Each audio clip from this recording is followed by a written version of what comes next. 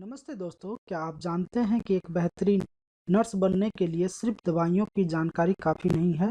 आज के इस वीडियो में हम बिहेवियर साइंस, व्यवहारिक विज्ञान के उस जादू को समझेंगे जो मरीज के इलाज को और भी असरदार बना देता है। चाहे आप जीएनएम के छात्र हो या नर्सिंग में रुचि रखते हो, यह वीडियो आपके लिए बहुत काम का है। चलिए शुरू करते हैं। What is psychology and sociology? सबसे पहले बुनियादी बातों को समझते हैं। साइकोलॉजी यह मानव मन और व्यवहार और वैज्ञानिक अध्ययन है। इसमें हम देखते हैं कि एक व्यक्ति कैसे सोचता है, महसूस करता है और काम करता है। यहाँ पे मैंने इसकी जो डेफिनेशन है इंग्लिश में और हिंदी दोनों लैंग्वेज में दी है, ताकि जो इंग्लिश का स्टूडेंट है उनको कोई परेशानी ना हो और जो हिंदी का स्टूडेंट है उनको भी किसी भी प्रकार की परेशानी ना हो। नेक्स्ट जो हमारा टॉपिक है सोशियोलॉजी। सोशियोलॉजी यह समाज, हमारे रिश्ते और सामाजिक व्यवहार के पैटर्न का अध्ययन है। उदाहरण के तौर पे अगर एक मरीज अस्पताल आने से डर रहा है तो उसकी डर की भावना को समझना साइकोलॉजी है, और यह समझना कि उसके परिवार या समाज का इस पर क्या असर पड़ रहा है, यह सोशियोलॉजी है। The importance of the study behaviour science for nursing. Behaviour science nursing के लिए बहुत महत्वपूर्ण है, क्योंकि यह नर्सों को मानव व्यवहार, भावनाओं और सामाजिक संबंधों को समझने में सहायता करता है। इससे रोगी की देखभाल की गुणवत्ता बेहतर होती है। इसके कुछ की पॉइंट है जिनको मैंने यहाँ नोट डाउन कर दिया है। आप भी सेम टू सेम लिख कर एग्जाम में अच्छा नंबर स्कोर कर सकते हैं। तो सबसे पहला जो यहाँ पे पॉइंट है, रोगी के व्यवहार को समझना, अंडरस्टैंडिंग पेशेंट बिहेवियर। नर्स मरीजों के डर, चिंता और बीमारियों के प्रति उनके रिएक्शन को बेहतर समझ पाती है। अगर इस चैप्टर के बारे में हम पूरा डिटेल में अगर बात करें तो ये हमें ह्यूमन बिहेवियर के बारे में समझाता है, और ह्यूमन बिहेवियर सोसाइटी में और अकेले में कैसा बिहेव करता है उसके बारे में बताता है। जिसके कारण से जिसे बिहेवियर साइंस का ज्ञान होगा वो किसी दूसरे व्यक्ति की भावनाओं को आसानी से समझ सकते हैं। इसलिए हम यहाँ पे कह रहे हैं कि अंडरस्टैंडिंग पेशेंट बिहेवियर मीन्स रोगी के व्यवहार को समझना। मतलब यहाँ पे जो नर्स, यहाँ पे ये सब्जेक्ट एक नर्स को पढ़ाने का जो उद्देश्य है कि नर्स मरीज के डर, चिंता और बीमारियों के प्रति उनके रिएक्शन को बेहतर समझ सके। सेकंड जो है इफेक्टिव कम्युनिकेशन, प्रभावी संचार, मरीज और उनके परिवार के साथ सही तरीके से बात करने में मदद मिलती है। डेवलपिंग एम्पैथी, सहानुभूति का विकास, यह नर्सों में दया और धैर्य की भावना को विकसित करता है। कठिन परिस्थितियों का प्रबंधन, गुस्से वाले, चिंतित, डिप्रेस रोगियों को संभालने में यह मदद करता है।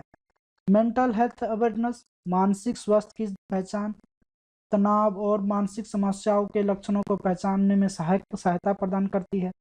सांस्कृतिक समझ, कल्चरल अंडरस्टैंडिंग, अलग अलग बैकग्राउंड और संस्कृति के मरीजों का सम्मान करना सिखाता है।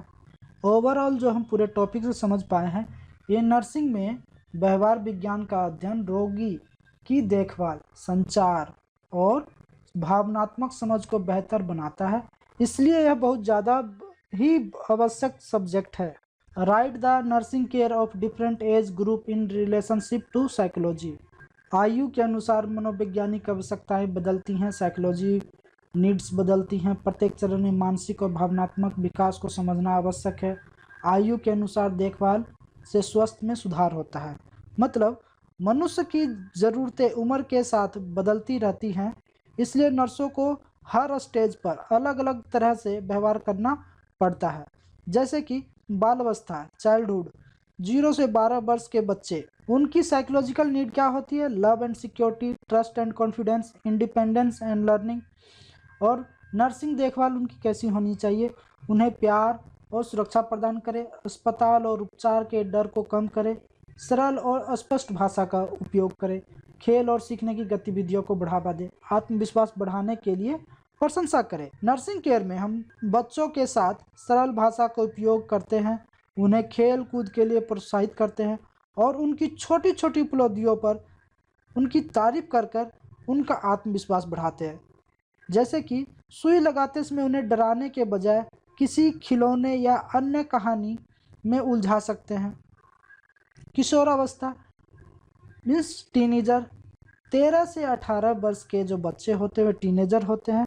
उनकी जो साइकोलॉजिकल नीड हो, identity formation, emotional support, independence and privacy. Hindi में उनकी ज़रूरतें जो होती है अपनी पहचान बनाना और प्राइवेसी। खासकर ये दो चीज़ें जो होती हैं टीनेजर के लिए बहुत ज़्यादा ज़रूरी होती है साइकोलॉजिकल नीड के हिसाब से। नर्सिंग केयर में हम क्या कर सकते हैं, उनकी गोपनीयता का सम्मान करें, शरीर में हो रहे बदलाव के बारे में उन्हें सही शिक्षा और counselling they. Adulthood 19 to 60 year, इनकी जो साइकोलॉजिकल नीड होती है रिस्पॉन्सिबिलिटी, इमोशनल स्टेबिलिटी और स्ट्रेस मैनेजमेंट। यहाँ पे रिस्पॉन्सिबिलिटी जो होती है घर की हो सकती है, फैमिली की हो सकती है, कहीं पे घर बनाने का या फिर किसी बच्चे की पढ़ाई को लेके हो सकता है। तो ये सारी रिस्पॉन्सिबिलिटी जो एडल्टहुड के पास होती है उनकी साइकोलॉजिकल नीड है।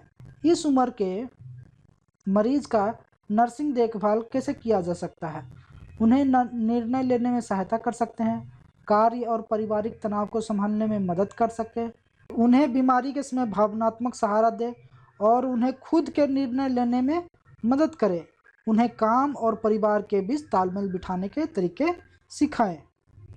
वृद्धावस्था एज्ड पेशेंट, जो पेशेंट 60 प्लस हो चुके हैं उनकी साइकोलॉजिकल नीड क्या होती है, respect and dignity, emotional security and social connection. यहाँ पे डिग्निटी का मतलब होता है गरिमा, ठीक है, तो इस चीज़ का ध्यान रखेंगे।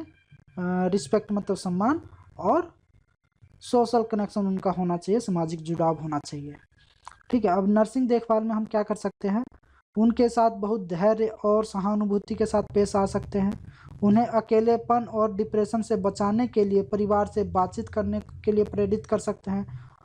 तो दोस्तों आज की इस वीडियो में इतना ही। अब मिलते हैं आपको नेक्स्ट वीडियो में। अगर ये वीडियो आपको अच्छा लगा है तो लाइक करें, शेयर करें और कमेंट करके अपनी राय हमें ज़रूर बताएं ताकि हम नेक्स्ट वीडियो में इम्प्रूव कर सकें कि कुछ गलतियां जो इस वीडियो में हो रही हैं उनको आगे की वीडियो में ना करें। धन्यवाद दोस्तों।